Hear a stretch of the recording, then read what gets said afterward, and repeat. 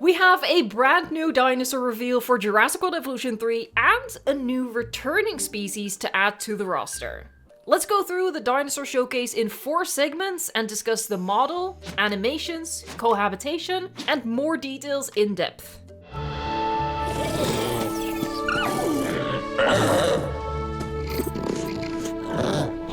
Meet the Sitakosaurus, a small but fascinating herbivore from the Cretaceous period. Frontier's dinosaur designers are really hitting it out of the park. Guanlong and Protoceratops from the Deluxe Edition, the surprise base game Lokiceratops, and now the Sitakosaurus. This is the Sitakosaurus as drawn by the talented paleo artist Gabriel Ugueto.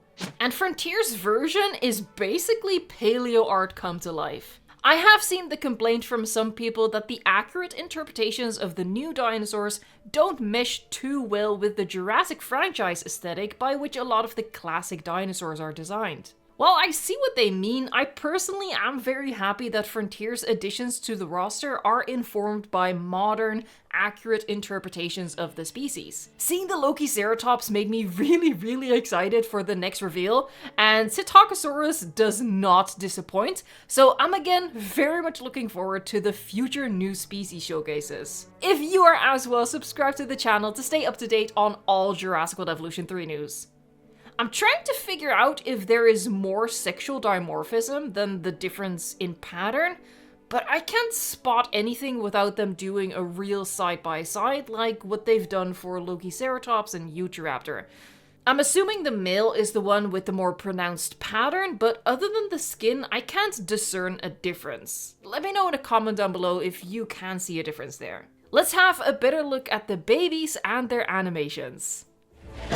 Using their distinctive parrot-like beaks, they actively dig for roots and plants, visually engaging guests with constant activity that brings their habitat to life. Unsurprisingly, the babies are painfully cute and the animations really add to that. We see the baby do a little scratching animation while lying down, which the adults have their own version of, and an additional animation for the adults standing up. We see the social interaction between 2 babies where one sniffs the other and then gets startled. The social animation between the baby and a parent. And the cutest animation, behold, the big stretch. Anybody who has a pet knows the universal law, a big stretch must be acknowledged and praised. Ooh, big stretch is what you are contractually obligated to say when they do, in fact, do the big stretch. The voiceover, while blasphemously failing to acknowledge the big stretch, does talk about how the Sitakosaurus are constantly active as they dig around for roots to eat. So we're possibly seeing these little dinosaurs forage more than any other dinosaur. While the narration says that this behavior engages guests, I'm hesitant to believe that guests will have any added complexity to them that would really make the behaviors have an impact. That being said, something similar was alluded to in the Lokiceratops dinosaur showcase. Watch them show off. These social dinosaurs display fascinating territorial behaviors that guests love to observe. Let's move on to the Sitako's cohabitation and update this roster with the taco and a returning sauropod. These dinosaurs thrive in groups, making them a low-maintenance and visually appealing addition to any park. With eye-catching tail frills and a laid-back attitude, Sitakosaurus slot easily into mixed enclosures. Thanks to this dinosaur showcase, we can add not just the Sitakosaurus to the roster, but the Dreadnoughtus is also newly confirmed to return. There are 2 of them in the background, and the grey one on the right is grazing from the redwood tree, which is interesting. This isn't paleobotany foliage, and as far as I recall, the dinosaurs don't eat from regular foliage in Jurassic World Evolution 2.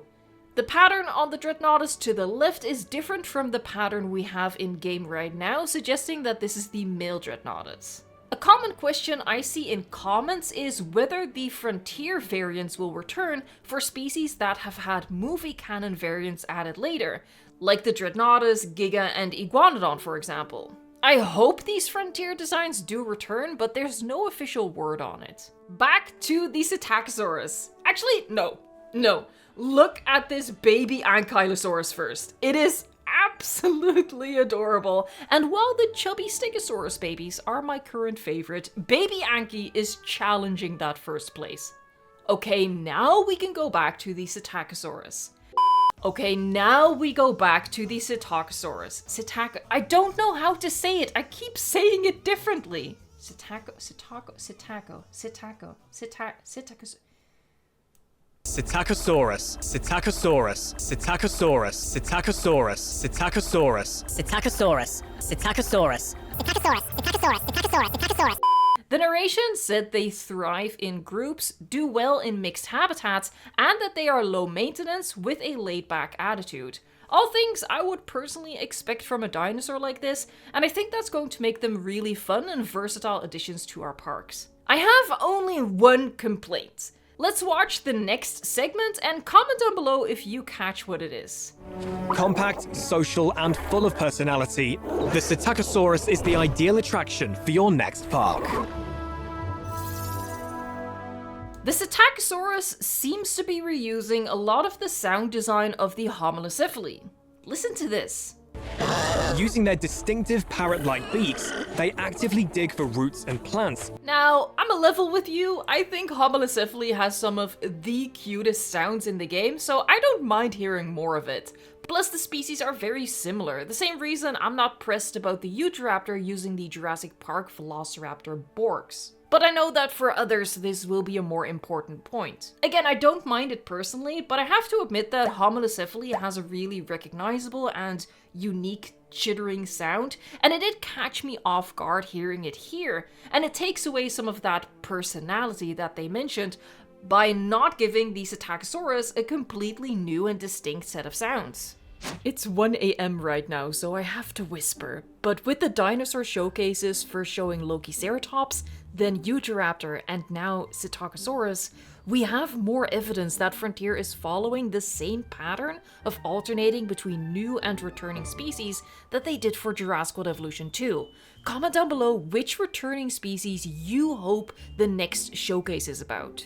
However, if you've been able to peel your gaze away from the adorable dinosaurs for even a second, you will have spotted that this is our first proper look at the desert biome, which we've previously only seen snippets of.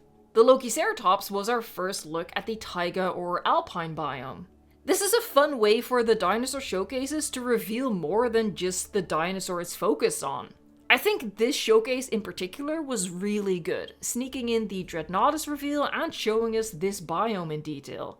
This could be the Nevada or Montana map, which are two of the very first locations we will visit in the campaign. I've done a video discussing all 9 campaign locations and campaign missions, which were revealed during an exclusive creator event. I will link it here and in the description box.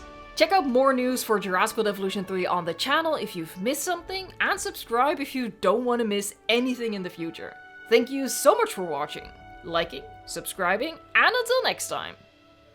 Let's look at the baby Anki again.